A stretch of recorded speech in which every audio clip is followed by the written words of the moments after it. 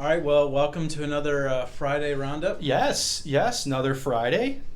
Moving right along here through March. We're almost a quarter of the way done with the year. Yeah. It's pretty insane. If we look slightly shell-shocked, we just got done hearing, 300 kids' confessions. So. Our souls are wrecked.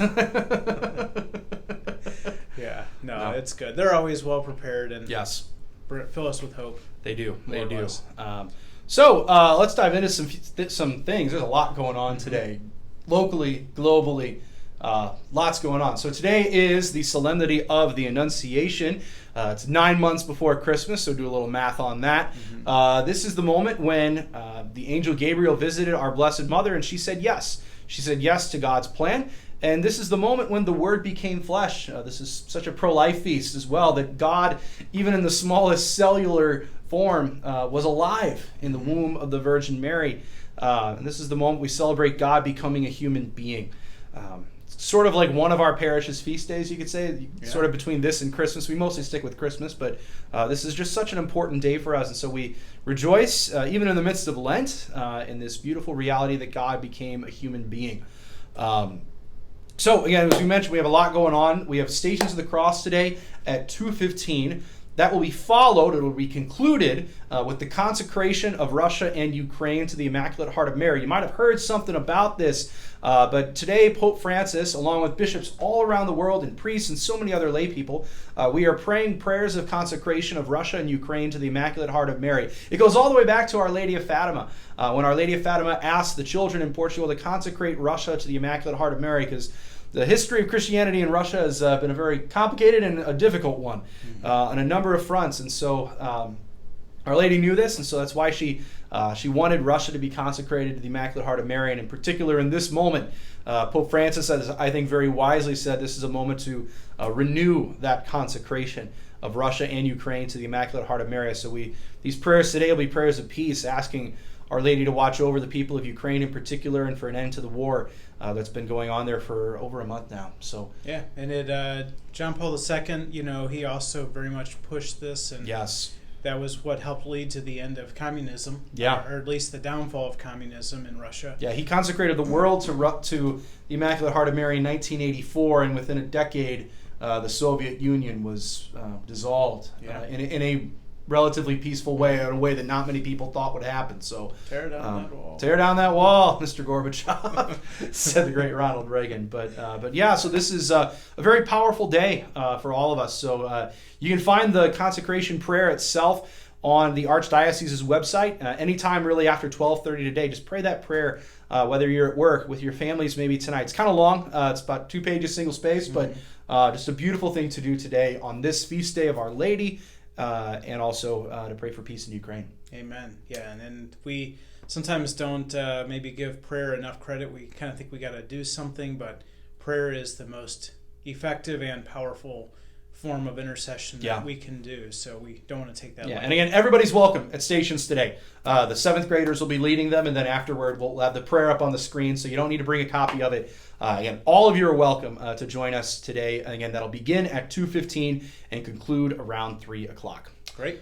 In addition to the confessions that we heard today, we have confessions, obviously, Saturdays from 3:30 to 4:30, and Sundays after the 8:45 Mass. We also have reconciliation available this coming Tuesday from 6 to 7:30 p.m. in the church for everybody here at Incarnate Word. Myself, Father Schrader, and Father Sullivan will be in our confessionals from 6 to 7:30 for anyone who would like to go to the Sacrament of Reconciliation. Just a wonderful thing to do, especially in light of the Gospel for this weekend, which we'll get to later on. Absolutely. And our 40 Days for Life is sneaking up here. It'll be on April 9th. Sign-ups will be in the back of church this weekend after all the masses, and you can also sign up online. We've always had a great presence twice a year at 40 Days for Life, so please help us do that. And every time we bring this up, and it really is true, you don't have to say anything other than prayer. Yeah, it's not confrontational. It is a prayerful presence. As we said, prayer is the most powerful form of intercession that we have on this earth, and certainly, there is no greater intention for prayer than the protection and sanctity of human life, whether it's in Ukraine or in the womb. So yeah, 40 Days for Life is something that I love. I think is one of the best things that we do to promote a culture of life here in St. Louis, and even just that we have that house next to the abortion clinic that Archbishop Carlson so very wisely bought up. It's the Lady Guadalupe Convent, technically. That sisters live there, and they're constantly praying next to that place for the protection and sanctity of life. So yeah, it's a wonderful thing that our parish does. We hope you can join us on April 9th. And I don't know, like over the last few years especially, you've seen the traffic. I know a lot of people are going to Granite City. Yeah, or Fairview Heights. Fairview Heights or Granite City, yeah. But nonetheless, it really, there is something you see at work as far as that. Absolutely. That Planned Parenthood really having fewer and fewer clients, which is hopeful. Yeah, absolutely. Yeah.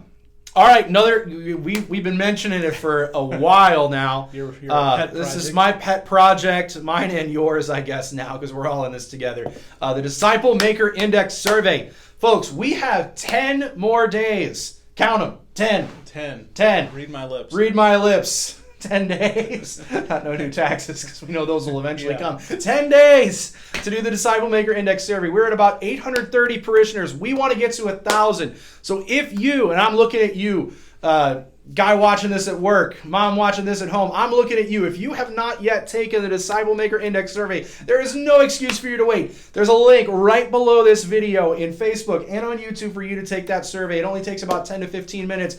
I'm looking at school families as well. If you have not yet taken the Disciple Maker Index Survey, please do so. There'll be a link right below this video on Facebook and YouTube for you to take it. Now, Father, what if I don't have a computer or I don't like computers? Well, if you are scared of computers and think that you're going to get hacked by some Belgian teenager, Russian hacker or whatever, we have gone full, last resort, analog, you could call it, analog, right next to our VHS tapes and laser discs. We have paper copies that will be available after all masses this weekend. So if you do not have a computer, or if you're just too lazy to take the survey, we will once again put it right in front of your face this weekend. We will have paper copies available for anybody who would like them. Look at how many trees we're having to kill just to make this happen. So Laudato Si, well, this is Laudato No, all right? So paper copies will be available for anybody who wants to take the Disciple Maker Index Survey. You can turn them back into the office, or you can just honestly throw them in the basket at offertory baskets. Yeah. Throw them in there, or throw them in the office, or give them to one of us priests. Mm-hmm. Great. That's about all I got for today. Yeah, but take the survey. I don't know what more you can do. I don't know. You need to incentivize these people. I feel I need to. We're not giving away money or gift cards or free gas, because Lord knows we could use some free gas right now. But that's true. Yeah. Where's Sitchko when you need him? Yeah, no kidding. My gosh. Yeah, use a gas card. Yeah, that's right. Well, we have family days this Sunday after the 10:30 Mass. So once again, if you'd like to have a little family formation, come on down to the lower church hall after the 10:30 Mass. Yeah. We also have just 2 more weeks left in our Lenten Lentio Divina prayer study. Wipe the tears from your eyes. Yeah. Again, my group meets on Tuesday mornings from 9:30 to 11, and Father Schrader's group meets on Thursday nights from 6:30 to 8. We've had a wonderful group, and again, what's good is each night's kind of the same. So if you can make a Thursday one week, you can do a Tuesday the next. That's totally fine, and it works. So we've got 2 more weeks to go for that. It's been a wonderful discussion on how to pray and really how to enter into sacred scripture too. So wonderful, just a really great thing. Fish Fry continues. Order online, drive-through, or in person. Bring some friends. Bring a neighbor.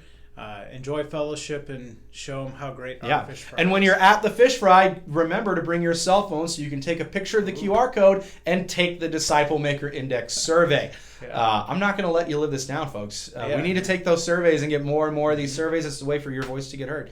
See how I did that? That's great. You're inspiring. Yeah, I should go into sales. You should. Yeah. And then the Men's Acts is rolling up on us here. That'll be the last weekend of April and the first part of May. It's like one of those spanning weekends. Yep. I think it's like April 30th through May 2nd or whatever it is. It's that weekend. So we'd love to have a great contingent of men from the parish join us for that retreat. Yeah, it's a wonderful, wonderful thing. Mm-hmm. All right, we've had a few deaths of the parish in the last week or so. Tom Moore, father of Julie Tully, and Helen Thomas as well. So we pray for them, for the repose of the soul and the comfort and consolation of their families. Yes. All right. Gospel for this weekend, readings for this weekend. Yeah. It's prodigal son time. Yeah, you got to talk about the prodigal Yeah, son. you got to right? talk about the prodigal son.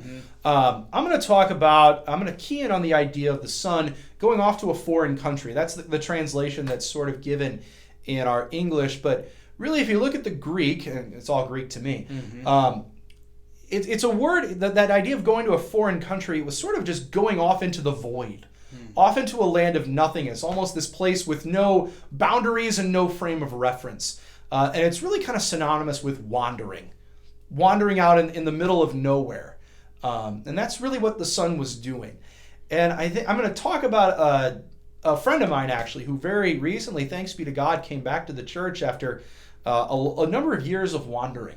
And just kind of talk about his experience. It's very much a prodigal son type of experience. But just we all know people among our family, among our friends who have wandered away from the church, and just maybe to give people reassurance that no, we are called to reach out to these people, to be like the Father, to run and meet them, even when they might still be a ways off, as that son was, to help bring them back and to see the purpose and the joy that comes from having a life lived in the Father's house and inspired by Christ. Yeah. Yeah, and I think I'm just going to sort of ruminate on the parable, kind of roll through each character and maybe put ourselves in each character, how you just did with the father. You know, we've all been in some way the prodigal son.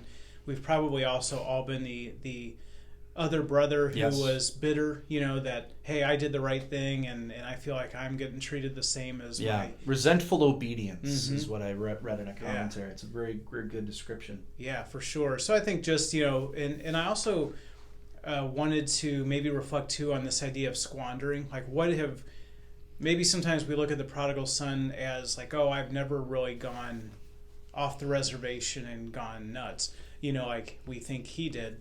But what are the things that we squander even as we remain in the Father's house, you know, and that can be our time, that can be the gifts and talents that we have that we don't really develop. I think that's what the son realizes after he squanders all of the possessions, the inheritance, everything.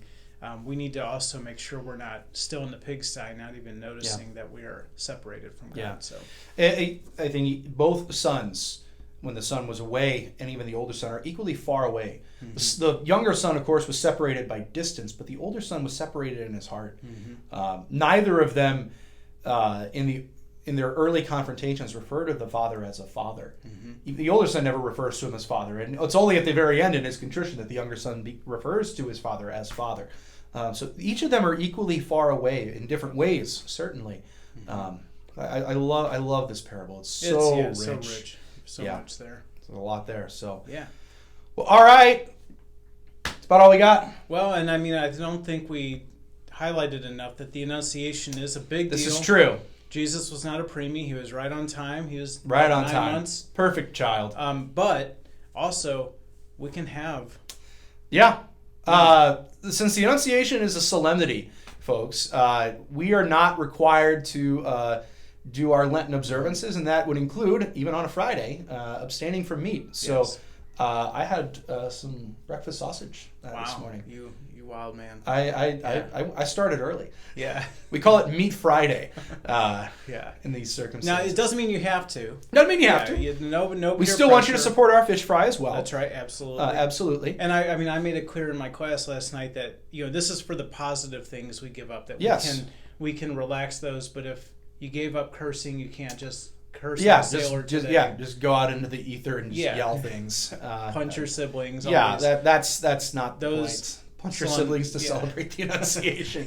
It's an interesting way to celebrate. But yeah, good today, for you, bad for them. Yeah, so today you do not have to do your Lenten observance. We'll be back at it tomorrow, of course. But yeah, since today is such an important day, and even for our parish, this is again one of our parish feast days. We do not have to do our Lenten observance today. So enjoy, whether it's a steak or a good burger or some just Chick-fil-A. Ice cream, whatever it is. Yeah, so enjoy it today. Enjoy the weather. Hopefully it stopped raining. That's good. It is nice. I couldn't stop building the ark. Yeah, no kidding.